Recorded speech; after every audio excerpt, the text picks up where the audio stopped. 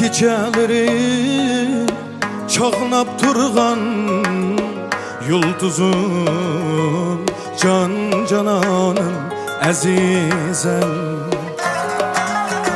Dil türümni yorutkan sen, göz nurum tallap söygen hem özel. Dil türümni yorutkan sen, göz nurum tallap söygen hem özel.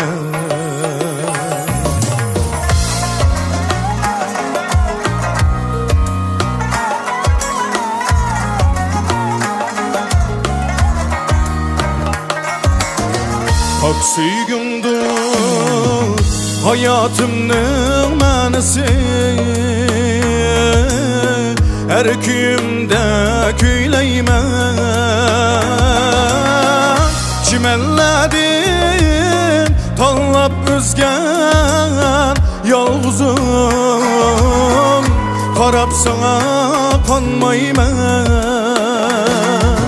Hiç birisiga yar bulmagan bu könglim, başka birisini suymazman. Sen faqatla hayatımның mənisi, hergiz senden tanmayman.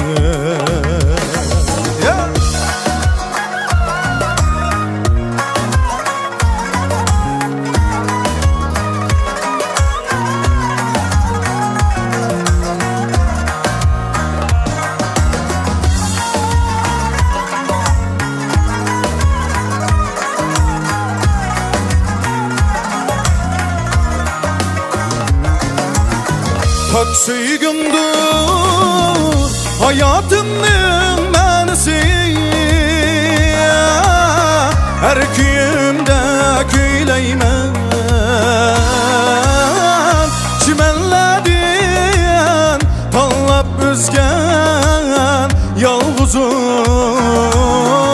qarab sana kanmayman.